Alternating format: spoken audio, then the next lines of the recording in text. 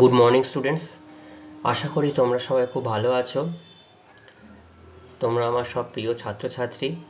আমি তোমাদের ভূগোল বিষয়ের শিক্ষক মানস স্যার। আমরা বেশ কিছুদিন ধরে ভূগোল বিষয়ের বিভিন্ন অধ্যায় সম্পর্কে আলোচনা করছি এবং আমরা যেটা আলোচনা করছি তোমরা সেটা আশা করি খুব ভালোভাবে বুঝতে পারছো এবং তোমাদের কোথাও সমস্যা হলে সেটা আমাকে জানাচ্ছ। আমি সেটা আবার তোমাদেরকে একবার করে বলে দিচ্ছি এবং তোমাদেরকে বারবার আমি বলে থাকি যে তোমাদের যদি কোথাও কোনো সমস্যা হয় তোমরা কিন্তু কোথাও হেজিটেশন করবে না, কোথাও ভয় পাবে না, যে কোনো সময় ফ্রিলি আমাকে জিজ্ঞাসা করবে। আমি তোমাদেরকে সেই সমস্যার অবশ্যই আমার দ্বারা সম্ভব হলে আমি সমাধান অবশ্যই করব। ঠিক আছে? তাহলে আমরা বিগত কয়েকদিন ধরে কোন অধ্যায় সম্পর্কে আলোচনা করছিলাম বলো তো?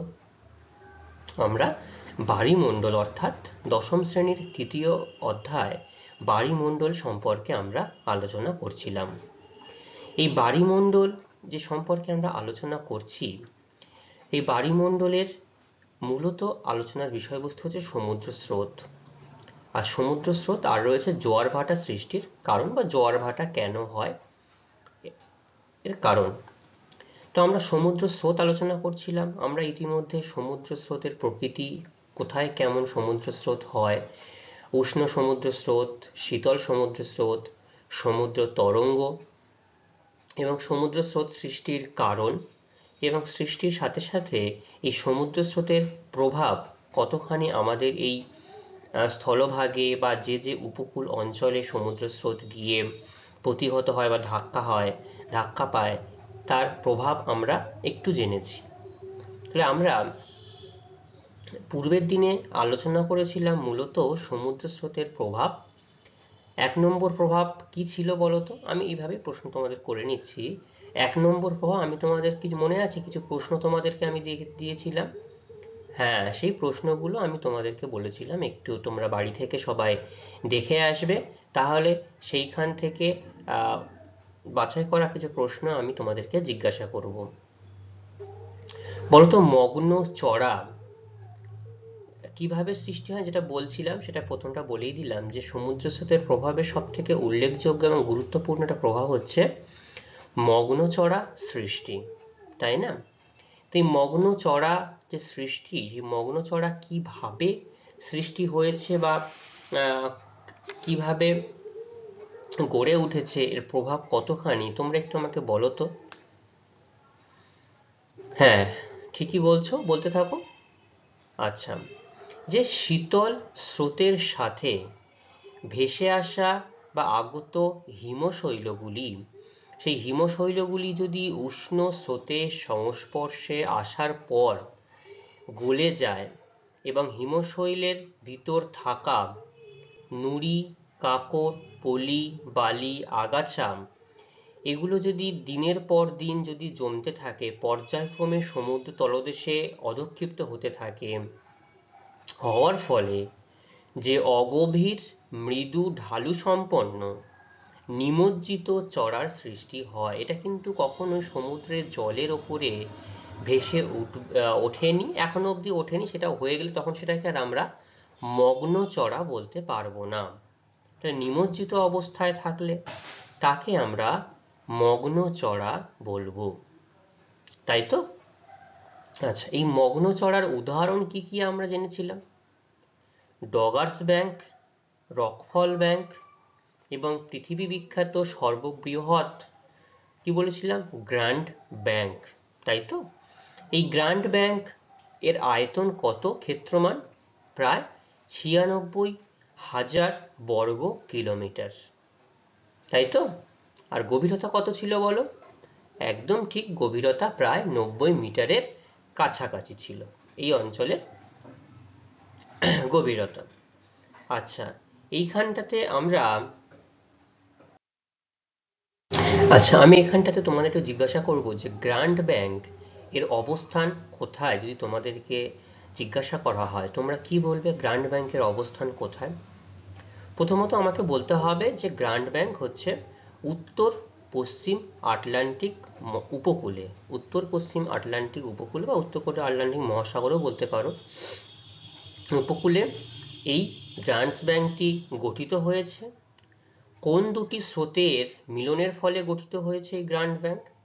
এটি গঠিত হয়েছে শীতল ল্যাব্রাডর স্রোত এবং উষ্ণ উপসাগরীয় স্রোতের মিলনস্থলে তৈরি হয়েছে। ঠিক আছে, তাহলে বোঝা গেল কোথায় তৈরি হয়েছে। ঠিক আমি যদি এখানে যে ছবিটা ম্যাপটা দেওয়া রয়েছে আমি যদি দেখি, তাহলে এই দিক থেকে আসে হচ্ছে ল্যাব্রাডর স্রোতটা, আর এইখান থেকে যায় হচ্ছে উষ্ণ উপসাগরীয় স্রোতটা। এই দুটি স্রোতের মিলনস্থলে এই জায়গাটাই কিন্তু তৈরি হয়েছে আমাদের গ্রান্ট ব্যাংক। ঠিক আছে, এবং এখানে গ্রান্ট ব্যাংক ছাড়াও আরও অনেকগুলি ফেনা ব্যাংক, মিডিল ব্যাংক এগুলো তৈরি হয়েছে। না, এই ব্যাংকে কিন্তু টাকা পয়সা পাওয়া যায় না, এটা উপকূলীয় অংশ যে মগ্ন চড়া সেটাকেই বলা হচ্ছে এই ব্যাংক নামে পরিচিত করা হয়েছে বা বলা হচ্ছে। ঠিক আছে, আচ্ছা, আর ডগার্স ব্যাংকটা কোথায় গঠিত হয়েছে? ডগার্স ব্যাংকটা গঠিত হয়েছে উত্তর পূর্ব আটলান্টিক উপকূলে। সেখানটায় শীতল কুমেরু আর উষ্ণ উত্তর আটলান্টিক স্রোতের মিলনস্থলে এই ডগার্স ব্যাংক গঠিত হয়েছে। ঠিক আছে, আচ্ছা, এই ব্যাংক মানে এই মগ্ন চড়ার কথাই আমি বলছি। গ্রান্ট ব্যাংক বলতে পারো, ডগার্স ব্যাংক বলতে পারো, রকফল ব্যাংক বলতে পারো, ফেনা ব্যাংক। আচ্ছা, এই ব্যাংকগুলোর গুরুত্ব কতখানি? সর্বাধিক গুরুত্ব হচ্ছে, যেহেতু একদম ঠিক বলেছে তোমার বন্ধু, মৎস্য ক্ষেত্র, বাণিজ্যিক মৎস্য ক্ষেত্র গড়ে উঠেছে এখানটাতে। তার পাশাপাশি আর কি, এখানে খনিজ সম্পদ উত্তোলন করা হয়, বিভিন্ন ধরনের খনিজ তেল, ম্যাঙ্গানিজ, গ্যাস, ফসফেট আমরা কিন্তু এই মগ্ন চড়াগুলো থেকে আহরণ করতে পারছি বা উত্তোলন করতে পারছি। একদম সোজা একটা সিম্পল জিনিস বলো তো, যে এই যে গ্রান্ট ব্যাংক এখানটাতে কেন সব থেকে বেশি মৎস্য আহরণ বা মৎস্যের বিকাশ ঘটতে দেখা যায়? কারণ এর গভীরতা সমুদ্র জল উপরে পৃষ্ঠদেশ থেকে ভিতরে মাত্র 90 মিটারের কাছাকাছি পর্যন্ত। তো যেহেতু 90 মিটারের কাছাকাছি হওয়ার জন্য এখানে কি হয়, সূর্যের আলো কি প্রবেশ করতে পারে না? পারে না। সূর্যের আলো সহজেই প্রবেশ করতে পারে। প্রবেশ করতে পারার জন্য এখানটাতে কি জন্মাচ্ছে? ফাইটোপ্লাঙ্কটন, জুপ্লাঙ্কটন, krill, অর্থাৎ সামুদ্রিক মাছেদের যেগুলো উপযুক্ত খাদ্য, সেগুলো কিন্তু এখানটাতে সহজেই জন্মাতে পারছে বা পাওয়া যাচ্ছে। সেই জন্য সামুদ্রিক মাছের একটা বড় সমাবেশ কিন্তু এই অঞ্চলে হতে দেখা যায়, যার জন্য এখানে প্রচুর পরিমাণে মৎস্য পাওয়া যায়। কি কি মৎস্য পাওয়া যাচ্ছে এখানটাতে? সার্ডিন, বনিটো, টুনা, হেক, হ্যাডক, এইসব মাছগুলো এখানে প্রচুর পরিমাণে পাওয়া যায়। দ্বিতীয় কারণ হিসাবে আমরা কি আলোচনা করেছিলাম? জলবায়ুর পরিবর্তন। এই জলবায়ুর পরিবর্তন কোন দুটি স্রোতের উপর নির্ভরশীল? একটা হচ্ছে এল নিনো স্রোত, আর একটা হচ্ছে লা নিনা স্রোত, তাই তো? আচ্ছা, বলো তো, এল নিনো স্রোতের প্রভাবে আমাদের ভারতীয় উপমহাদেশে জলবায়ুর কেমন পরিবর্তন লক্ষ্য করা যায়? একদম ঠিক বলেছ, এল নিনো স্রোতের প্রভাবে আমাদের ভারতবর্ষে মৌসুমী বায়ু প্রবেশ করতে বাধা হয়, এবং মৌসুমী বায়ু যখনই প্রবেশ করতে পারে না, তখন ভারতবর্ষের অঞ্চলগুলোতে ব্যাপক বর্ষার ঘাটতি দেখা যায়, অনাবৃষ্টি হয়। অনাবৃষ্টি হলে কি হবে? খরা দেখা দেবে। তাহলে যে বছরে এল নিনোর প্রভাব থাকে সেই বছরে কিন্তু খরার প্রবণতা বেশি থাকে, আর লা নিনার প্রভাব থাকলে সেই আমাদের ভারতীয় উপমহাদেশে সঠিক সময়ে মৌসুমী বায়ু প্রবেশ করতে পারবে, বৃষ্টিপাত হবে, আর বন্যার পরিমাণ বৃদ্ধি পেতে পারে। ঠিক আছে, তাহলে এই পর্যন্তই আমাদের গত দিনের ক্লাসের আলোচনা ছিল। আমরা আজকে একটা কাজ করি, এর পরবর্তী যে অংশ, অর্থাৎ 3টি কারণ আমি বলেছিলাম, এরপরে জলবায়ুর উপর প্রভাব, আর তোমাদের আজকে আমি দেখাবো যে বিভিন্ন মহাসাগরে উল্লেখযোগ্য উষ্ণ স্রোত এবং উল্লেখযোগ্য শীতল স্রোত ম্যাপের মাধ্যমে আমি তোমাদেরকে সম্পূর্ণভাবে সেটা দেখাবো। ঠিক আছে? তো জলবায়ুর উপরে প্রভাব কিভাবে প্রভাব বিস্তার করছে সেটা আমরা ধীরে ধীরে জানবো। তাহলে আমরা এই তৃতীয় অধ্যায় সম্পর্কে আলোচনা করছি, সমুদ্র স্রোতের আজকে দ্বিতীয় ভাগ। প্রথম দিন আমরা দুটো অংশ আলোচনা করেছি, তাই তো? কি কি আলোচনা করেছিলাম? একটা মৎস্যক্ষেত্র অর্থাৎ মগ্নচড়া মৎস্যক্ষেত্র সৃষ্টি আর জলবায়ুর পরিবর্তন, এটা আমরা আলোচনা করেছিলাম। তার পরবর্তী অংশ আজকে আমরা আলোচনা করব। তাহলে দেখো, মগ্নচড়া মৎস্যক্ষেত্র সৃষ্টি আলোচনা করেছি, জলবায়ুর পরিবর্তন আলোচনা করেছি। আজকে আমাদের আলোচনার বিষয়বস্তু হবে জলবায়ুর উপর প্রভাব। চলো আমরা আমাদের মূল যে বিষয়বস্তু, আজকে আমাদের আলোচনার মূল যে বিষয়বস্তু সেই সম্পর্কে আমরা বিস্তারিত আলোচনা শুরু করি। এবং শুরুতেই আমি তোমাদেরকে একটু বলি, তোমাদের যদি কোনো জায়গায় বুঝতে সমস্যা হয় যে এই জায়গাটাতে আরো একবার বললে ভালো হয়, আমাকে কিন্তু অবশ্যই জানাবে, বলবে। আমি তাহলে তোমাদেরকে সেই অংশটা আরো একবার করে বলে দেব, বুঝিয়ে দেব। ঠিক আছে? প্রথম যে কারণ জলবায়ুর উপরে প্রভাব, এই কারণের মধ্যে প্রথম যে কারণ সেটা হচ্ছে উষ্ণতা নিয়ন্ত্রণ। তার মানে উষ্ণতা নিয়ন্ত্রণ মানে এখানে কি বুঝতে পারছি আমরা? এখানে মূলত হচ্ছে এই যে স্রোতগুলো, এই যে স্রোতগুলি আমরা আলোচনা করেছি, বিভিন্ন ধরনের স্রোত। তো উষ্ণ স্রোত যদি কোনো উপকূল অঞ্চলে যায়, সেখানে তার পরিবর্তন কেমন হয় বলতো? সেই উপকূল অঞ্চল উষ্ণতা বৃদ্ধি পাবে। আর যদি শীতল স্রোত যদি যায় তাহলে কি হবে? সেই অঞ্চলের তাপমাত্রা হ্রাস পাবে, তাই না? এটা আমরা একটু জেনেছি। তো কোন নির্দিষ্ট স্রোতের জন্য নির্দিষ্ট উপকূলে কেমন ভাবে জলবায়ুর উপর প্রভাব বিস্তার করে, উষ্ণতা বৃদ্ধি পায় বা উষ্ণতা হ্রাস পায়, সেই সম্পর্কে আমরা একটু জানব। প্রথমত বলা হচ্ছে যে শীতল সমুদ্র স্রোত। এই শীতল সমুদ্র স্রোতের প্রভাবে উষ্ণমণ্ডলের দেশগুলোর সমুদ্র উপকূলীয় জলবায়ু কিছুটা শীতল হয়। তার মানে যে সমুদ্রের যে উপকূলের জলবায়ু, জলবায়ু কিছুটা শীতল হয়। তো উপকূলীয় জলবায়ু শীতল হওয়ার কারণ কি? কারণ স্থলভাগ অনেক যে তাপ গ্রহণ করতে একটু বেশি সময় নেয়। সেজন্য এই উষ্ণ সমুদ্র উপকূলের জলবায়ু কি হয়, যেহেতু সূর্যের যে তাপমাত্রা, সমুদ্রের জল যতটা তাড়াতাড়ি উষ্ণ হয়ে যায়, স্থলভাগ কিন্তু তার থেকে আরো বেশি সময় ধরে উষ্ণ হয়।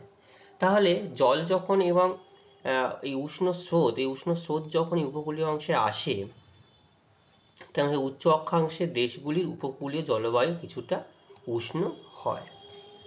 ঠিক আছে, বোঝা গেল? ধরো এই যে নাতিশীতোষ্ণ, তার মানে আমরা এই অংশ নাতিশীতোষ্ণ জলবায়ু বলছি, আলোচনা করে থাকি আমরা। এই অঞ্চলে যদি কোথাও এই যে উপকূল অংশ বা এই উপকূল অংশ একটু হলেও কি হয়, কিছুটা শীতল হয়। কিন্তু এখানে যদি উষ্ণ উপসাগরীয় স্রোত আসে, এই যে একটা গালফ স্ট্রিম, এই উপসাগরীয় স্রোত গেল, এই উষ্ণ স্রোতের প্রভাবে উচ্চ অক্ষাংশের দেশগুলোর উপকূলে যে জলবায়ু কিছুটা কিন্তু উষ্ণ প্রকৃতির হয়ে থাকে। ঠিক আছে? উদাহরণ হিসাবে কি বলা যেতে পারে? উষ্ণ উপসাগরীয় স্রোত দ্বারা আমেরিকার পূর্ব উপকূল, এই যে উষ্ণ উপসাগর গালফ স্ট্রিম, এটাই উষ্ণ উপসাগরীয় স্রোত, লাল রঙের এটা উষ্ণ স্রোত। এবং উত্তর আটলান্টিক স্রোত দ্বারা, দেখো এই হচ্ছে নর্থ আটলান্টিক স্রোত, এইটা হচ্ছে নর্থ আটলান্টিক স্রোত, এই যে চলে যাচ্ছে নর্থ আটলান্টিক স্রোত। এই নর্থ আটলান্টিক স্রোত দ্বারা ইউরোপের উত্তর পশ্চিম উপকূল, অর্থাৎ এই যে দিকটা, এই উত্তর পশ্চিম উপকূল জলবায়ু কিন্তু সারা বছর মৃদু ভাবাপন্ন থাকে। কারণ তাদের যেহেতু উষ্ণতার পরিমাণটা এমনিতেই কম থাকে, কিন্তু সেখানে যদি উষ্ণ স্রোত যাওয়ার জন্য সেখানটা তাপমাত্রাটা আগের থেকে একটু বেড়ে যাচ্ছে। বেড়ে যাওয়ার জন্য সেই অঞ্চলে কেমন থাকে, মৃদু ভাবাপন্ন জলবায়ু সারা বছর লক্ষ্য করা যায়। কোথায় কোথায় উপসাগরীয় স্রোতের প্রভাবে আমেরিকার পূর্ব উপকূলে আর নর্থ আটলান্টিক স্রোতের প্রভাবে অর্থাৎ তোমার ইউরোপের উত্তর এবং ইউরোপের পশ্চিম উপকূলে কিন্তু জলবায়ু সারা বছর মৃদুভাবাপন্ন থাকে। ঠিক আছে, আর কি শীতল পেরু এবং বেঙ্গুয়েলা, এই যে শীতল পেরু নীল রঙের স্রোত মানে শীতল স্রোত, বেঙ্গুয়েলা স্রোত মানে এই স্রোত, এবং ফকল্যান্ড স্রোতের প্রভাবে সংলগ্ন উপকূল ভাগে নাতিশীতোষ্ণ জলবায়ু সৃষ্টি হয়েছে। অর্থাৎ পেরু স্রোতের প্রভাবে কোথায় নাতিশীতোষ্ণ হচ্ছে? দক্ষিণ আমেরিকার পশ্চিম উপকূল আর দক্ষিণ আফ্রিকার পশ্চিম উপকূল কিন্তু নাতিশীতোষ্ণ লক্ষ্য করা যাচ্ছে। ঠিক আছে, আর শীতল লাব্রাডর স্রোতের প্রভাবে এই হচ্ছে শীতল লাব্রাডর স্রোত, এই শীতল লাব্রাডর স্রোতের প্রভাবে কানাডা এবং যুক্তরাষ্ট্রে কি হয়? শৈত্য প্রবাহ ঘটে। অর্থাৎ এই যে কানাডা, আমেরিকা যুক্তরাষ্ট্র ঠিক এই পর্যন্ত আমেরিকা যুক্তরাষ্ট্র, আর তার ঠিক ওপরে লাব্রাডর স্রোত, এই লাব্রাডর স্রোতের প্রভাবে যে কানাডায় ব্যাপক পরিমাণে তুষারপাত হয় তার কারণ কিন্তু এই শীতল লাব্রাডর স্রোতের প্রভাবেই। এই কানাডা এবং সংলগ্ন আমেরিকা যুক্তরাষ্ট্রের বিভিন্ন অঞ্চল কিন্তু ব্যাপক পরিমাণে তুষারপাত হতে দেখা যায়। ঠিক আছে, তাহলে এই অবধি বোঝা গেল। তাহলে জলবায়ুর উপর প্রভাব হিসাবে আমরা প্রথম যে কারণ আলোচনা করছি সেটা হচ্ছে উষ্ণতা নিয়ন্ত্রণ। সেই উষ্ণতা নিয়ন্ত্রণ কিভাবে বিভিন্ন সারা বিশ্ব জুড়ে বিভিন্ন উপকূল অঞ্চলে কিভাবে উষ্ণ স্রোত গিয়ে কোনো একটা অঞ্চলের যেমন মনোরম পরিবেশ বা নাতিশীতোষ্ণ পরিবেশ বজায় রেখেছে, আবার শীতল স্রোত গিয়েও কিন্তু কোনো কোনো উপকূল অঞ্চলে গিয়ে নাতিশীতোষ্ণ পরিবেশ বজায় রেখেছে। আবার কোথাও কি অতিরিক্ত পরিমাণে তুষারপাত বা শৈত্যপ্রবাহ লক্ষ্য করা যাচ্ছে। ঠিক আছে, আচ্ছা দ্বিতীয় কারণ হিসাবে আমরা দেখি এবার কি আছে। দ্বিতীয় কারণ হিসাবে ঝড় ঝঞ্ঝা, অর্থাৎ ঝড়ের পরিমাণ বৃদ্ধি পেতে পারে কোনো কোনো অঞ্চলে। সেটা কোথায় কিভাবে হচ্ছে?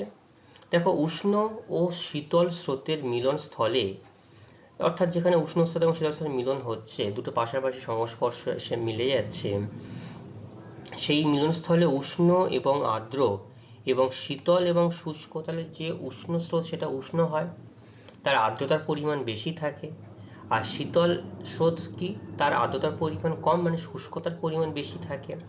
তাহলে এরকম সম্পূর্ণ বিপরীতধর্মী বায়ুপুঞ্জের সংঘর্ষের ফলে সারা বছর ধরে ঘন কুয়াশা, বজ্রপাত সহ দুর্যোগপূর্ণ আবহাওয়া কিন্তু সৃষ্টি হতে পারে। তোমরা অনেক সময় দেখবে এই যে ঠিক শীতকালে আমরা দেখে থাকি, আমরা যখন গালের ভিতর থেকে এটা হা হা করি, দেখবে যখন গরম বাতাসটা বাইরে বেরোয় কিন্তু বাইরের পরিবেশটা তো কিন্তু শীতল হওয়ার জন্য সেখানটায় আমরা তার একটা প্রতিফলন দেখতে পাই। ঠিক আছে, এরকম ভাবেই হয়। আর কোথায় কোথায় এইরকম ধরনের ঝড়ঝঞ্ঝা বৃষ্টিপাত বেশি হয়? শীতল ওয়াশিয়া এবং উষ্ণ কুরেশীয় স্রোত। তাহলে একটা শীতল স্রোত, ওয়াশিয়া স্রোত, এরকম নীল রঙের শীতল ওয়াশিয়া স্রোত, আর কুরেশীয় স্রোত লাল রঙের, এটা উষ্ণ স্রোত, এবং উষ্ণ উপসাগরীয় স্রোত এবং শীতল লাব্রাডর স্রোত। এই যে শীতল লাব্রাডর স্রোত আর হচ্ছে উষ্ণ উপসাগরীয় স্রোত, তাহলে এই দুটি স্রোতের মিলনের ফলে যথাক্রমে জাপান, অর্থাৎ এইখানটাতে রয়েছে জাপান, এই জাপানের এই যে জাপানের অংশ, এখানে জাপান, আর এইখানটায় হচ্ছে নিউ ফাউন্ডল্যান্ড উপকূল, এখানটাতে নিউ ফাউন্ডল্যান্ড উপকূল রয়েছে। এই নিউ ফাউন্ডল্যান্ড উপকূলে কিন্তু আবহাওয়া ঝড় ঝঞ্ঝাপূর্ণ, অর্থাৎ একটা অন্যরকম অস্থিতিশীল পরিবেশ এখানটায় কিন্তু লক্ষ্য করা যায়। ঠিক আছে, বোঝা গেল কোথায় কোথায় হয়। জাপানে হয়, জাপানে কোন দুটি স্রোতের প্রভাবে হয়? একটা কুরেশীয় স্রোত, সেটা কি ধরনের স্রোত? উষ্ণ স্রোত, খুব ভালো বলেছ। আর আরেকটা কি স্রোত? ওশীয় স্রোত, সেটা কি ধরনের স্রোত? শীতল স্রোত। তাহলে এই দুটি স্রোতের মিলনের ফলে, অর্থাৎ একটা উষ্ণ এবং আর্দ্রপূর্ণ আর একটা শীতল এবং শুষ্ক মিলনের ফলে এই জাপানের উপকূল অঞ্চলে ঝঞ্ঝাপূর্ণ আবহাওয়া সৃষ্টি হতে দেখা যায়, তাই তো? আর নিউ ফাউন্ডল্যান্ড অঞ্চলে কোন কোন স্রোত মিলিত হচ্ছে? ল্যাব্রাডর স্রোত এবং উষ্ণ উপসাগরীয় স্রোত এর মিলন হচ্ছে। হওয়ার ফলে নিউ ফাউন্ডল্যান্ড উপকূলে ঝঞ্ঝাপূর্ণ আবহাওয়া লক্ষ্য করা যাচ্ছে। দেখো, এই যে ল্যাব্রাডর স্রোত এবং উষ্ণ উপসাগরীয় স্রোত প্রত্যেকটা অংশেই কিন্তু বিভিন্নভাবে এর প্রভাব আমরা লক্ষ্য করতে পারছি। যেমন আমরা এখানটাতে কাছাকাছি অংশে শৈবাল সাগর দেখলাম, এখানটাতেই আমরা গায়রের একটা অংশ দেখলাম, এখানে মগ্নচড়া সৃষ্টি হতে দেখলাম, আবার এখানটাতে ঝড়ঝঞ্ঝার দেখছি, আবার এই অঞ্চলেই লাব্রাডর স্রোতের প্রভাবে এইখানটাতেই আবার কানাডার উপকূলীয় অঞ্চলে তীব্র তুষারপাত হতে দেখা যাচ্ছে। তাহলে এটা একটা অন্যতম গুরুত্বপূর্ণ অঞ্চল যেখানে উষ্ণ স্রোত এবং শীতল স্রোত ব্যাপকভাবে সেখানে গুরুত্বপূর্ণ ভূমিকা পালন করতে দেখা যাচ্ছে।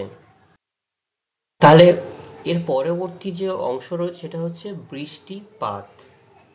বৃষ্টিপাত কি কারণে, সমুদ্র স্রোতের কোন কারণের জন্য বৃষ্টিপাত হয়? বলা হচ্ছে যে উষ্ণ স্রোতের ওপর দিয়ে প্রবাহিত বায়ু জলীয় বাষ্পপূর্ণ হয়। তাহলে উষ্ণ স্রোত মানে তার আর্দ্রতা এবং জলীয় বাষ্পপূর্ণ বেশি থাকে। এই আর্দ্র বায়ু যদি উপকূলীয় স্থলভাগে যায় সেখানে কিন্তু প্রচুর পরিমাণে বৃষ্টি হতে পারে। তাহলে আর্দ্রতাপূর্ণ জলবায়ু যখনই কোনো উপকূল অঞ্চলে গিয়ে পৌঁছাচ্ছে সেখানে কিন্তু বৃষ্টিপাতের পরিমাণ বাড়তে পারে। উদাহরণ হিসাবে আমরা কি বলতে পারি? উষ্ণ উত্তর আটলান্টিক স্রোতের প্রভাবে যুক্তরাজ্যের পশ্চিম উপকূলে কিন্তু প্রচুর বৃষ্টিপাত হয়, অর্থাৎ নর্থ আটলান্টিক স্রোতের প্রভাবে, এই হচ্ছে নর্থ আটলান্টিক স্রোত, এই নর্থ আটলান্টিক স্রোতের প্রভাবে যুক্তরাজ্যের পশ্চিম উপকূলে কিন্তু প্রচুর পরিমাণে বৃষ্টিপাত হতে দেখা যায়। ঠিক আছে? তাহলে এই যে উষ্ণ উত্তর আটলান্টিক স্রোত, দেখো এটা কোথায় যাচ্ছে? এই যুক্তরাজ্য অংশের দিকে, ইউরোপের যুক্তরাষ্ট্র অঞ্চল থেকে লন্ডন, ঠিক এই জায়গাটাতে পৌঁছে যাচ্ছে। তাহলে এই জায়গাতে কিন্তু এই উষ্ণ আটলান্টিক স্রোতের প্রভাবে এই উপকূল অঞ্চল, অর্থাৎ কোন দিকে? পশ্চিম উপকূল অঞ্চলে প্রচুর পরিমাণে কিন্তু বৃষ্টিপাত হতে দেখা যায়। ঠিক আছে? তাহলে জলবায়ুর উপর প্রভাব হিসাবে আমরা কটি কারণ আলোচনা করলাম। প্রথম যে কারণ ছিল সেটা হচ্ছে উষ্ণতা নিয়ন্ত্রণ, তারপরে আলোচনা করলাম ঝড় ঝঞ্ঝা, এবং তৃতীয়ত ছিল বৃষ্টিপাত, তাই তো? আর দুটি কারণ আমরা আলোচনা করব, সেটা এক নম্বর হচ্ছে 4 নম্বর হচ্ছে তুষারপাত। তা তুষারপাত কোন অঞ্চলে হবে? তাহলে যেখানে শীতল স্রোতের মধ্যে দিয়ে তুষারপাত হবে, তাহলে শীতল স্রোতের ওপর দিয়ে প্রবাহিত বায়ুর মধ্যস্থিত যদি জলীয় বাষ্প বরফ কণায় পরিণত হয় তখন শীতকালের উপকূলভাগে কি হবে? তুষারপাত হতে দেখা যাবে।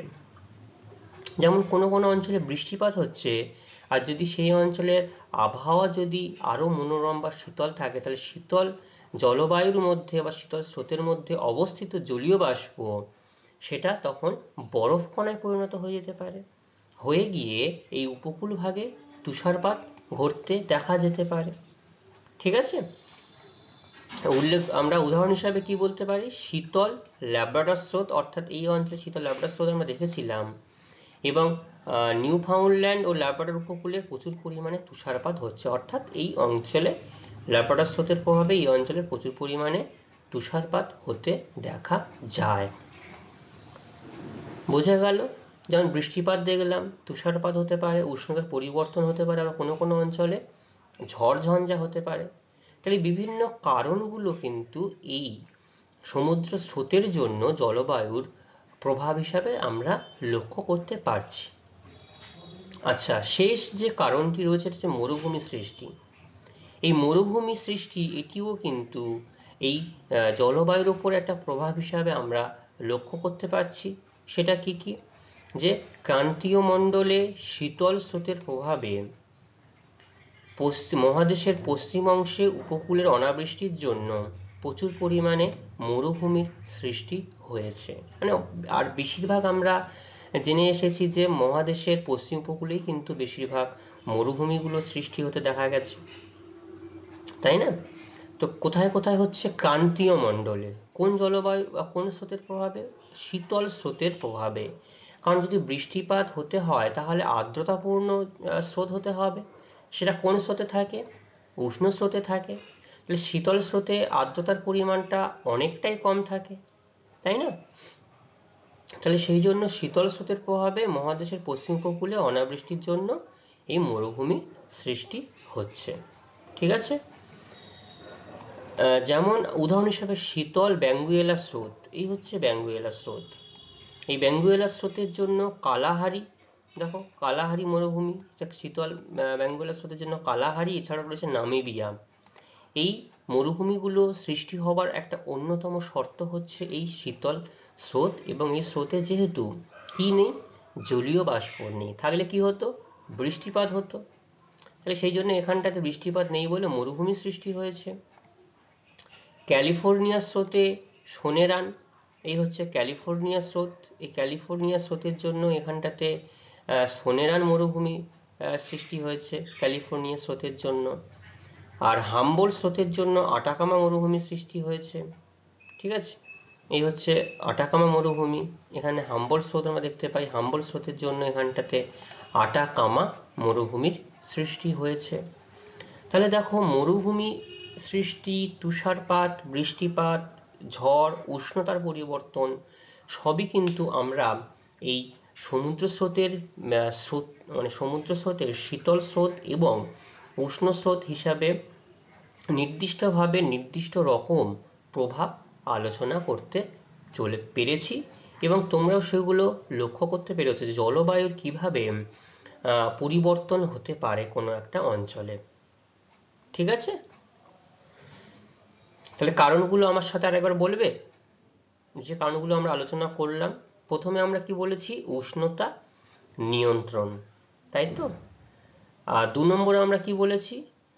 ঝড় ঝঞ্ঝা। 3 নম্বর বৃষ্টিপাত, বৃষ্টিপাতের সাথে আরেক কি হয়? তুষারপাত। আর 4 নম্বর মরুভূমি। তাহলে এরকম 5টি কারণ আমরা আলোচনা করলাম।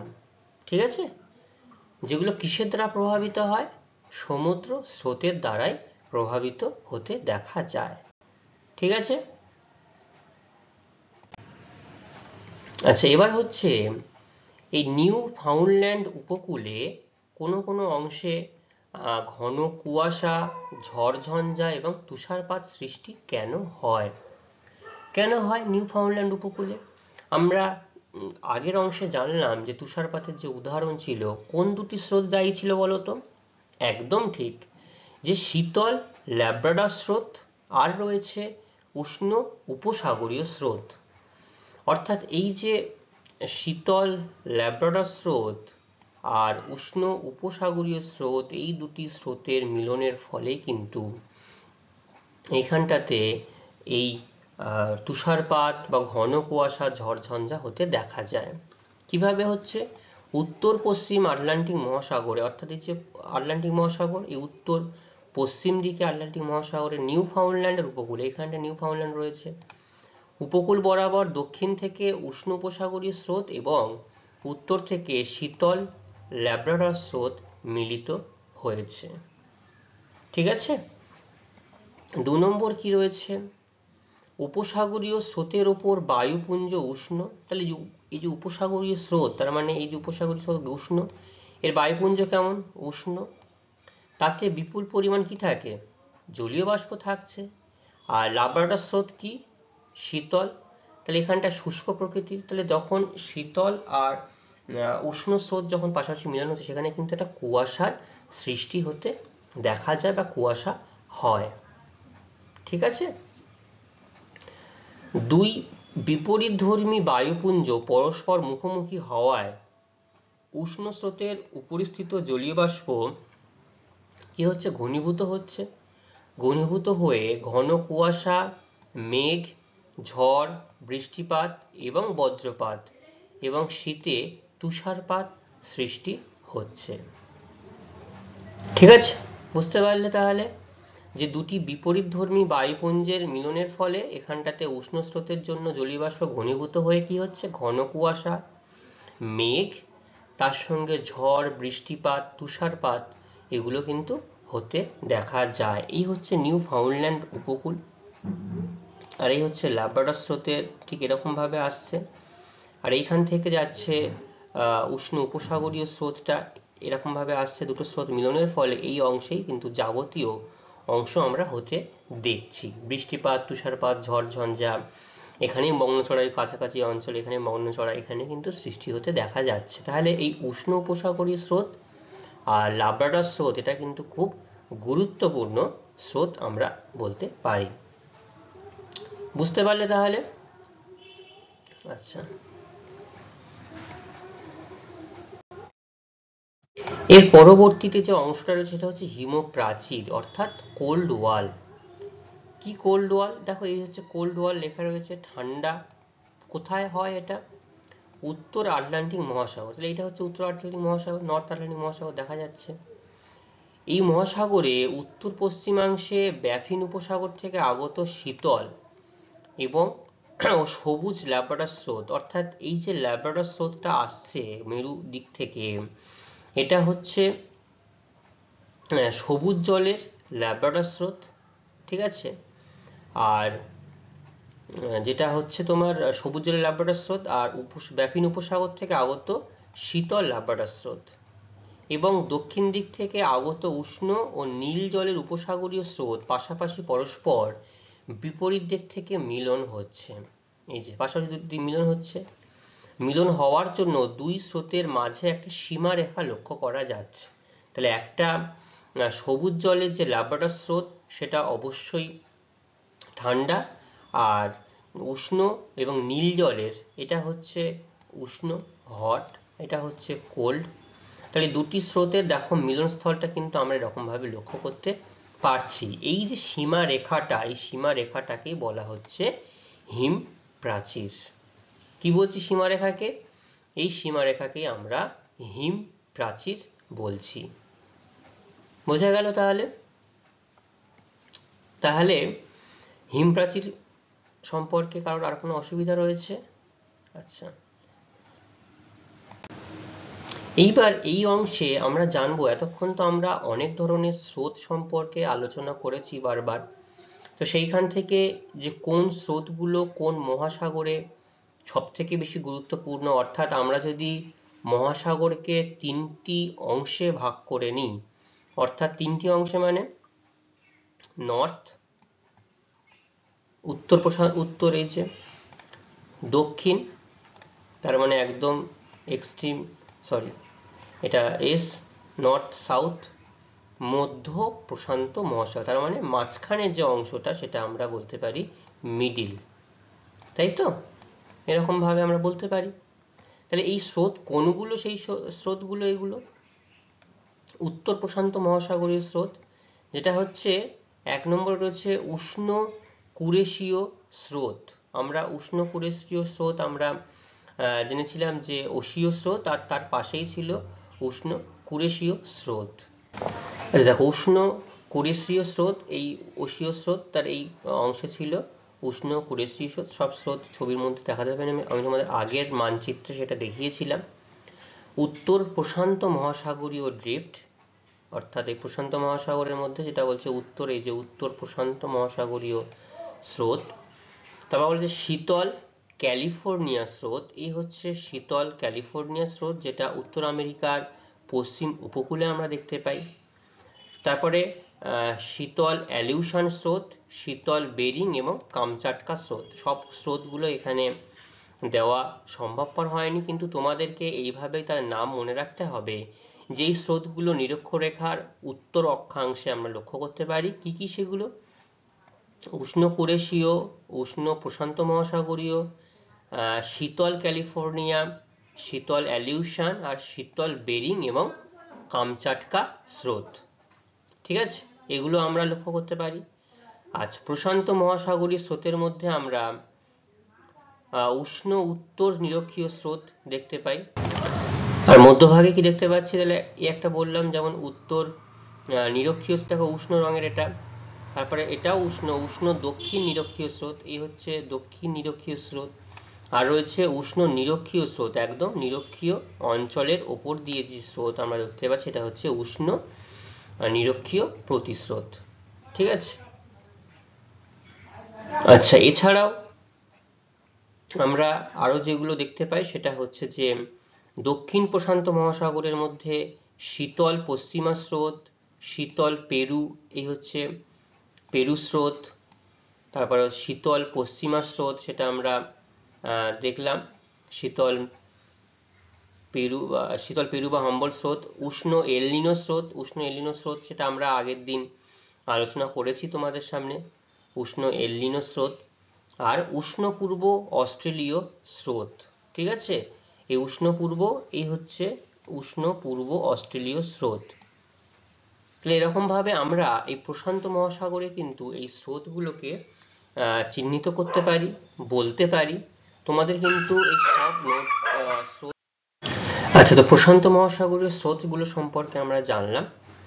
এবার আমরা আরো যে দুটি মহাসাগর রয়েছে, অর্থাৎ আটলান্টিক মহাসাগর এবং ভারত মহাসাগর, সেগুলো সম্পর্কে একটু জেনে নিই। তো দেখো, উত্তর আটলান্টিক অর্থাৎ এই আটলান্টিক মহাসাগরে এই স্রোতকেও আমরা তিনটি ভাগে শ্রেণীবিভক্ত করে মনে রাখতে পারি। উত্তর আটলান্টিক মহাসাগরীয় স্রোত হিসাবে, মধ্য আটলান্টিক মহাসাগরীয় স্রোত হিসাবে, দক্ষিণ আটলান্টিক মহাসাগরীয় স্রোত। তাহলে এইটা হচ্ছে আটলান্টিক সাগর মহাসাগর। দেখো, সবগুলো স্রোত তো আর এই জায়গাটায় দেওয়া সম্ভব নয়, যতটুকু পারা গেছে সেটুকুই আমি তোমাদের জানাবো। সেটা হচ্ছে প্রথমেই উষ্ণ ফ্লোরিডা স্রোত, সেই সম্পর্কে বলা হয়েছে। আচ্ছা, তো ফ্লোরিডা স্রোত বলা হয়েছে, তারপরে উষ্ণ উপসাগরীয় স্রোত এটাও বলা হয়েছে। এটা হচ্ছে উপসাগরীয় স্রোত এবং এটা হচ্ছে সবচেয়ে দ্রুততম স্রোত, যেটা হচ্ছে উষ্ণ উপসাগরীয় স্রোত। তারপরে এইখানটাতেও আমরা দেখতে পারি যে এই তোমার উষ্ণ উত্তর আটলান্টিক স্রোত, এই হচ্ছে উত্তর আটলান্টিক স্রোত, যে স্রোতের প্রভাবে যুক্তরাজ্যে বৃষ্টিপাত হয়। উষ্ণ নরওয়ে স্রোত, আমরা এইখানটায় যে নরওয়ে স্রোত দেখতে পাচ্ছি। তারপর রয়েছে ইরমিঙ্গা স্রোত। ঠিক আছে, আচ্ছা, ইরমিঙ্গা স্রোত, ক্যানারি স্রোত, যেটা শীতল, এই যে দেখো শীতল ক্যানারি স্রোত আমরা দেখতে পেয়েছি। ল্যাব্রাডর স্রোত, এটা তো বহুক্ষণ ধরে আমরা আলোচনা করছি, শীতল ল্যাব্রাডর স্রোত। এবং শীতল পূর্ব গ্রিনল্যান্ড স্রোত, এই হচ্ছে গ্রিনল্যান্ড মানে সেখানে পুরো বরফের অংশ, শীতল পূর্ব গ্রিনল্যান্ড স্রোত আমরা দেখতে পাচ্ছি। ঠিক আছে, তাহলে উত্তর আটলান্টিক স্রোতের মধ্যে 8টি স্রোত তোমাদেরকে মনে রাখতে হবে। কি কি? ফ্লোরিডা স্রোত, উষ্ণ উপসাগরীয় স্রোত, উত্তর আটলান্টিক ড্রিফট, উষ্ণ নরওয়ে, ইরমিঙ্গার, ক্যানারি, ল্যাব্রাডর, আর হচ্ছে পূর্ব গ্রিনল্যান্ড। ঠিক আছে, মধ্য আটলান্টিক মহাসাগরীয় স্রোতের মধ্যে কি কি পড়ছে? উষ্ণ উত্তর নিরক্ষীয় স্রোত, এই যে উত্তর নিরক্ষীয় স্রোত, আর রয়েছে দক্ষিণ নিরক্ষীয় স্রোত, আর এখানটায় রয়েছে উষ্ণ দক্ষিণ নিরক্ষীয় স্রোত। একটা নিরক্ষীয়, শুধুমাত্র নিরক্ষীয় এইটা, আর উত্তর নিরক্ষীয় আর দক্ষিণ নিরক্ষীয় স্রোত। ঠিক আছে, এই স্রোতটা আমরা যেমন প্রশান্ত মহাসাগরও দেখতে পাই, আটলান্টিক মহাসাগরও দেখতে পাই, আর ভারত মহাসাগরও দেখতে পাই। আচ্ছা, দক্ষিণ আটলান্টিক স্রোতের মধ্যে কি কি পড়ছে? উষ্ণ ব্রাজিল স্রোত, এই দেখো ব্রাজিল স্রোত, যেটা উষ্ণ ব্রাজিল স্রোত। তারপরে শীতল ফকল্যান্ড স্রোত, এটা একদম দক্ষিণ আমেরিকার নিম্ন অংশ, পশ্চিম দিকে। তারপরে শীতল পশ্চিমা স্রোত একটি রয়েছে, আর রয়েছে বেঙ্গুয়েলা স্রোত, এই হচ্ছে বেঙ্গুয়েলা স্রোত। তাহলে উষ্ণ ব্রাজিল, শীতল ফকল্যান্ড, শীতল পশ্চিমা আর শীতল বেঙ্গুয়েলা স্রোত আমরা দেখতে পেলাম। তাহলে এই সব ধরনের 8টি, 8 আর 3 11টি, আর 15টি, এই 15টি স্রোতের নাম কিন্তু তোমাদেরকে মনে রাখতে হবে। এখানে উল্লেখযোগ্যভাবে আসে যে উত্তর আটলান্টিক মহাসাগরের কয়েকটি স্রোতের নাম বলো, এরকম ভাবে এখানে স্রোতের নামগুলো আমরা মনে রাখতে পারবো। ঠিক আছে, লাস্ট অংশে রয়েছে ভারত মহাসাগরীয় বিভিন্ন স্রোত। কি কি রয়েছে? উষ্ণ মৌসুমী স্রোত, এই হচ্ছে মৌসুমী স্রোত। এই মৌসুমী স্রোতের এখানে আলাদাভাবে তার ভাগ আর দেওয়া হয়নি, এখানটাতেই উষ্ণ মৌসুমী স্রোত বলা হয়েছে। এই দেখো সোমালি স্রোত, এটা উষ্ণ স্রোত, আফ্রিকার উপকূল এবং যেহেতু নিরক্ষরেখার একদম সংলগ্ন অঞ্চলে এই স্রোতগুলো উষ্ণ। তারপরে উষ্ণ উত্তর নিরক্ষীয় স্রোত, এই হচ্ছে উষ্ণ উত্তর নিরক্ষীয় স্রোত। ঠিক আছে, আচ্ছা, দক্ষিণ ভারতে এখানে আর মধ্যভাগে আলাদা করে কিছু দেওয়া হয়নি, দক্ষিণ ভাগে কি কি রয়েছে? উষ্ণ দক্ষিণ নিরক্ষীয় স্রোত, এই হচ্ছে উষ্ণ দক্ষিণ নিরক্ষীয় স্রোত। তাহলে উষ্ণ নিরক্ষীয় প্রতিস্রোত, এই যে উষ্ণ নিরক্ষীয় প্রতিস্রোত এইটি, ঠিক আছে। মাদাগাস্কার স্রোত, এই হচ্ছে মাদাগাস্কার স্রোত, দেখো একদম আফ্রিকার কি বলবো পূর্ব উপকূলে মাদাগাস্কার স্রোত। উষ্ণ মোজাম্বিক স্রোত, এই হচ্ছে উষ্ণ মোজাম্বিক স্রোত পূর্ব উপকূলে। আগুলহাস স্রোত, আর এখানে রয়েছে আগুলহাস স্রোত, এই যে আফ্রিকার একদম দক্ষিণ পূর্ব উপকূলে। অস্ট্রেলিয়ার পশ্চিম দিকে পশ্চিম অস্ট্রেলীয় স্রোত, উষ্ণ পশ্চিম অস্ট্রেলীয় স্রোত, আর শীতল পশ্চিমা স্রোত। তো এই স্রোতগুলো আমরা এই অংশে লক্ষ্য করতে পারি। আর বিভিন্ন জায়গায় দেখো সেই অঞ্চল ভেদে সেই অঞ্চলের নামকরণ অনুসারে বিভিন্ন জায়গায় কিন্তু স্রোতের নামও দেওয়া হয়ে থাকে। তাহলে ভারত মহাসাগরে আমরা লক্ষ্য করতে পারছি কটি? 10টি উল্লেখযোগ্য স্রোত। আটলান্টিক মহাসাগরে কটি দেখলাম? 15টি। আর প্রশান্ত মহাসাগরে 5টি ছিল প্রথম অংশে, 3টি মধ্যভাগে আর 4টি নিম্নভাগে। তাহলে 5, 3, 8 আর 4 12টি স্রোত। তাহলে এই স্রোতগুলো 12টি, 15টি আর 10টি, তার মানে কটি হলো? 15, 10, 25 আর 12 অর্থাৎ 37টি স্রোতের নাম কিন্তু আমরা জানলাম ভালোভাবে, এবং এগুলো তোমরা সহজে মনে রাখতে পারবে ম্যাপের মাধ্যমে চিহ্নিত করে পড়লে। ঠিক আছে? তাহলে আমরা যেটুকু অংশ আলোচনা করলাম, দেখো আমি তোমাদের 6টি করে স্রোতের নাম এখানে প্রশ্নে উল্লেখ করে দিয়েছি ইতিমধ্যে, এবং অনেকগুলো স্রোত আমরা নাম জেনেছি। আশা করি তোমাদের যেটুকু অংশ আমরা আলোচনা করলাম সবটুকু তোমরা বুঝতে পেরেছো। আচ্ছা, তো এই প্রশ্নগুলো তোমরা একটু ভালোভাবে নোট ডাউন করে নাও। ঠিক আছে? আমি পরবর্তী ক্লাসে প্রথমেই তোমাদের এই অংশ থেকে আজকে যতটুকু অংশ আমরা জানলাম, পড়লাম, বুঝলাম, সেই অংশ থেকে আমি তোমাদেরকে প্রশ্ন জিজ্ঞাসা করব। ঠিক আছে? তোমরা সবাই ভালোভাবে একটু প্রস্তুত হয়ে আসবে এবং নিজেরা একটু বাড়িতে পাঠ্যপুস্তকটা দেখবে। ঠিক আছে? আচ্ছা, তাহলে আজকের আলোচনা আমাদের এই পর্যন্তই থাকবে। পরবর্তী অংশে আমরা পরবর্তী অংশ সম্পর্কে বিস্তারিত আলোচনা করব। সবাই খুব ভালো থাকবে। সবাইকে অসংখ্য ধন্যবাদ।